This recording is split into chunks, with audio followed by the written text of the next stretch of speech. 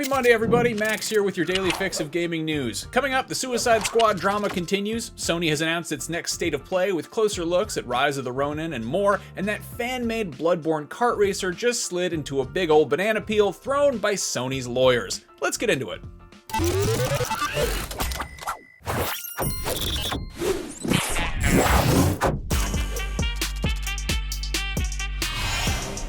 Suicide Squad Kill the Justice League officially hits retail tomorrow, January 30th, but if you pre-ordered the deluxe edition for $30 extra, you were granted early access that was supposed to have begun, well, now. Unfortunately, a bug discovered right when early access went live forced developer Rocksteady Studios to pull the game entirely. Via a statement on Twitter, Rocksteady said, quote, "We're aware that a number of players are currently experiencing an issue whereby upon logging into the game for the first time, they have full story completion," the statement said. It continues, "To resolve this issue, we will be performing maintenance on the game's servers. During this time, the game will be unavailable. We expect this to take several hours, and we'll update once we have more information. We apologize for the inconvenience." It's unclear if customers who forked over the extra money for the deluxe version will be getting refunds or any type of compensation. After all, early access was touted as one of the features of the more expensive version, and as of shooting this video, the game is still unavailable hours after it was supposed to have gone live.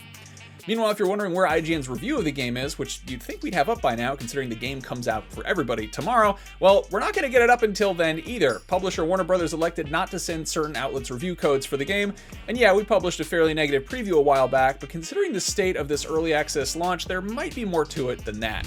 If you want to read more on that bit of drama, you can check out Tom Mark's explainer over on IGN.com. Moving on, Sony has announced the next PlayStation State of Play for this Wednesday, January 31st at 2 p.m. Pacific Time. We're getting a 40-minute show with closer looks at more than 15 games, including the highly anticipated Rise of the Ronin and Stellar Blade.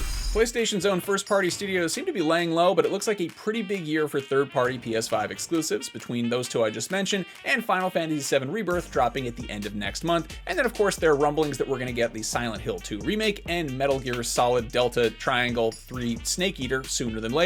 Those games aren't confirmed for the State of Play, but I'm really hoping to make an appearance because I want to see Big Boss and old Pyramid Head because they're cool. I like those guys.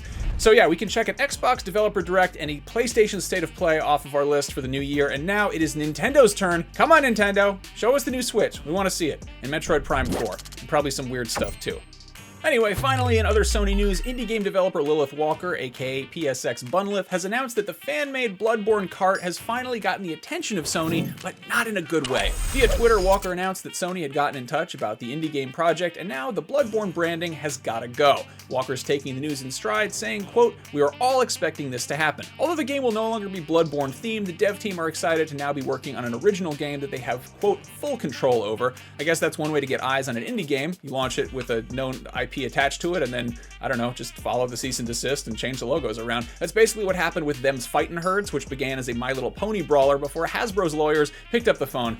Worked out fine for them in the end, so here's hoping that Bloodborne Cart, or whatever they decide to call it, finds similar success. Bloodborne Cart was first announced back in 2022 with a release date of January of this year, and as you might have guessed, that release date is going to have to be postponed while changes are made. While you wait, you can still play the team's PS1 demake of Bloodborne, Bloodborne PSX. The world of copyright law is immensely convoluted, and in order for companies to retain the rights to their IP, they have to defend it when other parties start using it, even if they're using it in like a very nice, flattering love letter sort of way like this. That said, a free fan-made Bloodborne Cart PC game seemed like a pretty textbook example of just parody, and a harmless one at that. It would have been cool if Sony gave it their blessing, or even helped publish it. Then again, it would be nice if Sony did literally anything with the Bloodborne franchise. We say this every time they announce a State of Play, but gee whiz, it sure would be nice to hear about a Bloodborne remaster, remake, PC port, sequel, TV show, literally anything. Put the weird carriage in Gran Turismo. Do literally anything with Bloodborne. Just show the Bloodborne logo with no context. We'll all cheer.